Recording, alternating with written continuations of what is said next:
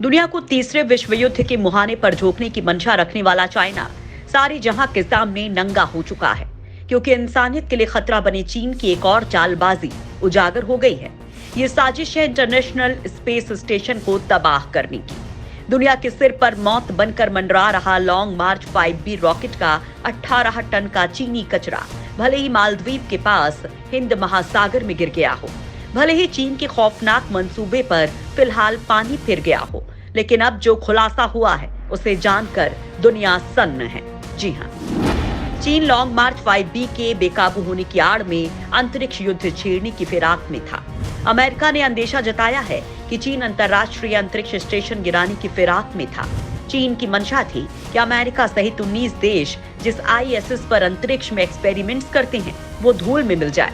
21 ton के बेकाबू rocket ने ऑस्ट्रेलिया के क्रिकेटर्स की भी नींद उड़ा दी थी। जी हाँ, ये बात बिल्कुल सच है। जिस तरह से कोरोना वायरस को डेवलप करने और उसे बायोलॉजिकल वेपन के रूप में तीसरे विश्व युद्ध में इस्तेमाल करने की चीन की साजिश का खुलासा हुआ है, ठीक उसी तरह इस बात के भी सबूत अमेरिका के हाथ लगे हैं, जिनसे ये साबित तो होता है कि चीन का बेकाबू हुआ लॉन्ग मार्च 5B रॉकेट अंतर्राष्ट्रीय अंतरिक्ष केंद्र के लिए बड़ा खतरा था।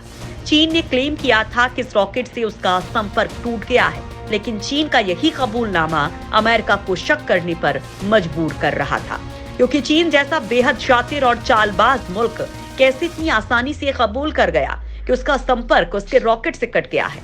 यही बात किसी को हजम नहीं हो रही थी। लिहाजा अमेरिकी एस्ट्रोफिजिक्स सेंटर के खगोलविद जोनाथन मैकडॉवेल चीन की चालबाजी का पर्दाफाश करने के लिए लगातार सबूत की तलाश में जुटे हुए थे। लिहाजा जोनाथन अंतरिक्ष में पृथ्वी की कक्षा में चक्कर लगा रहे चीनी रॉकेट के रास्ते पर नजर गड़ाए हुए थे। ये धरती पर तो गिरने वाला था, लेकिन इसकी सटीक लोकेशन अंत तक पता नहीं लग पा रही थी। इसका कारण था वो तकनीक जिसकी वजह से कथित तौर पर बेकाबू हुए इस रॉकेट को ट्रेस नहीं किया जा सका था। कहा तो ये भी गया कि चीन ने लॉन्ग मार्च 5B को बनाया ही ऐसी तकनीक से था कि कोई भी मुल्क इसे ट्रैक ना कर सके और बेहद खामोशी से या अपने नापाक इरादों को अंजाम दे दे, क्योंकि पूरी दुनिया जानती है कि चीन दिखावा करने में कितना बड़ा उस्ताद है। ऐसे में चीन के हाथ कोई उपलब्धि लगे और वो शो ऑफ ना करे, यही बात दुनिया को समझ में नहीं आ रही थी, क्योंकि ये चीन ही था जिसने लॉन्ग मार्च 5B के लॉन्चिंग की तस्वीरों को भारत में कोरोना से हो रही मौत के बाद शवों के दाह संस्कार की तस्वीरों के साथ छापकर भारत का मजाक उड़ाया था और अपनी तकनीकी दक्षता का ढिंढोरा पीटा था। चीन की ये गिरी हुई सोच दुनिया ने देखी थी और पूरे विश्व ने इसके लिए चीन की निंदा तो की ही थी, चीनियों को राक्षस तक करार दिया था। जोनाथन भी ये सब जानते थे, लिहाजा उन्हें चीनी रॉकेट के बेकाबू होने वाली स्टोरी पर शक था कि हो ना हो इसकी आड़ में चीन कोई ना कोई चाल चलने की फिराक में है। अमेरिकी एस्ट्रोफिजिक्स सेंटर ने चीन की यह चालबाजी पकड़ भी ली। वो लगातार लॉन्ग मार्च 5B पर नजर बनाए हुए था, जिसमें खुलासा हुआ कि चीनी रॉकेट धरती के लिए तो खतरा था ही, उसके निशाने पर हो ना हो अंतर्राष्ट्रीय अंतरिक्ष केंद्र भी था, क्योंकि ये रॉकेट ISS के महज 300 किलोमीटर दूर होकर गुजरा था। सोमवार को जोनाथन मैकडॉवेल ने ट्वीट करके कहा कि चीनी रॉकेट धरती की ओर आते समय अंतर्राष्ट्रीय स्पेस स्टेशन के बेहद करीब से गुजरा था। जिन दर्शकों को 300 किलोमीटर की दूरी ज्यादा लगती है, तो वो दर्शक जान ले कि इस तरह के बड़े सेलेस्टियल ऑब्जेक्ट्स के लिए 300 किलोमीटर दूरी आपके 30 कदम बढ़ाने जैसी है। अंतरिक्ष में बेकाबू लॉन्ग मार्च 5B की रफ्तार बेहद तेज यानी 18,000 मील यानी 28,800 किलोमीटर प्रति घंटा थी। इस रफ्तार से धरती की कक्षा में चक्कर लगाते 21 टन के चीनी रॉकेट को 300 किलोमीटर तय करने में सिर्फ 37 सेकंड्स लगते। यानी आपने अपनी कॉफी के 5 सिप्स लिए, 2 पोटैटो चिप्स खाए और धरती से करीब 350 किलोमीटर ऊपर अंतर्राष्ट्रीय अंतरिक्ष स्टेशन तबाह। अंदाजा लगाना मुश्किल नहीं है कि अगर 28,800 किलोमीटर प्रति घंटे की रफ्तार से चीनी कबाड़ ISS से टकरा जाता तो उसका खात्मा तो तय ही था। जो 3 वैज्ञानिक अंतर्राष्ट्रीय अंतरिक्ष स्टेशन में एक्सपेरिमेंट्स कर रहे होते, उनकी जान भी जा सकती थी। फिर ये पूरा सम्मिलित मलबा धरती पर आकर किसी रिहायशी जगह पर गिरता तो जान माल का भारी नुकसान भी हो सकता था। ऐसा होता तो सबसे पहले अमेरिका, रूस और जापान जैसे देश चीन के खिलाफ युद्ध छेड़ देते। युद्ध होता तो चीन भी पूरी ताकत से सामना करता। ऐसे हालात में धरती का विनाश तो तय ही था, क्योंकि विश्व की महाशक्तियां इस दौर में अगर युद्ध का बिगुल फूंक दें तो हारना तो कोई नहीं चाहेगा। भले ही वो मिट क्यों ना जाए। और जीतने के लिए अमेरिका या चीन दोनों में से कोई भी कुछ भी कर गुजरने को तैयार होता। लेकिन गनीमत रही कि चीन की साजिश फेल हो गई और लॉन्ग मार्च 5B का मलबा मालदीव के पास हिंद महासागर में गिर गया। लेकिन चीन के इस कबाड़ की चपेट में आने से ऑस्ट्रेलियाई क्रिकेटर बाल बाल बचे हैं। दरअसल इंडियन प्रीमियर लीग टलने के बाद ऑस्ट्रेलिया के खिलाड़ियों ने मालदीव का रुख किया था, क्योंकि ऑस्ट्रेलिया की सरकार ने भारत से आने जाने वाली फ्लाइट्स पर रोक लगा रखी है। चीनी वायरस के कारण भारत में फैले कोरोना के कहर के कारण ऑस्ट्रेलिया ने यह फैसला लिया है। फ्लाइट बैन के कारण डेविड वार्नर समेत कई ऑस्ट्रेलियाई खिलाड़ी मालदीव में ही हैं और इस दौरान उनके साथ बड़ा हादसा होने से बच गया। रविवार सुबह चीन का अनियंत्रित रॉकेट हिंद महासागर में मालदीव के पास गिरा था। इस बेकाबू रॉकेट को देखकर ऑस्ट्रेलिया के क्रिकेटर्स घबरा गए थे।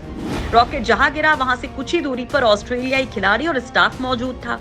डेविड वार्नर सहित कई खिलाड़ियों ने उस रॉकेट के गिरने की आवाज सुनी थी। खिलाड़ियों को ऐसा लगा जैसे उनके पास में ही कोई भयंकर धमाका हुआ।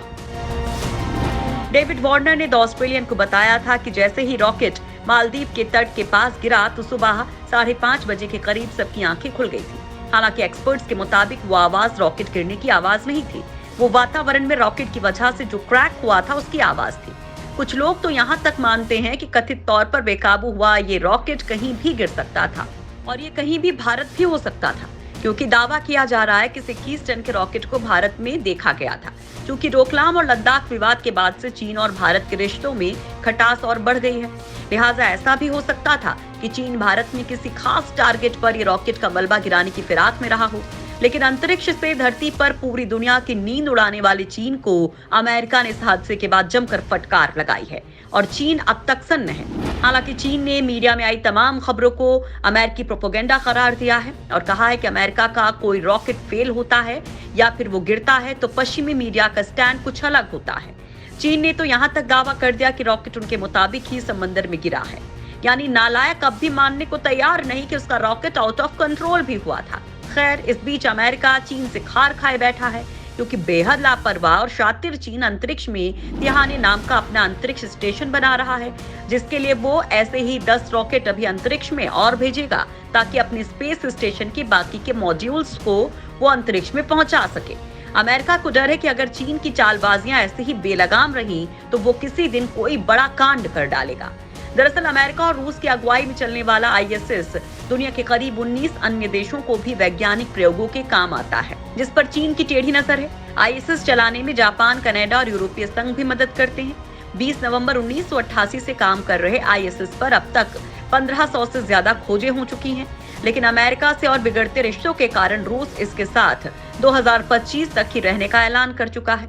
2025 के बाद रूस ISS-MS अलग हो जाएगा। रूस चीन की तरह ही अपना खुद का स्पेस स्टेशन बना रहा है, जिसे वो 2030 तक चालू करने में जुटा है।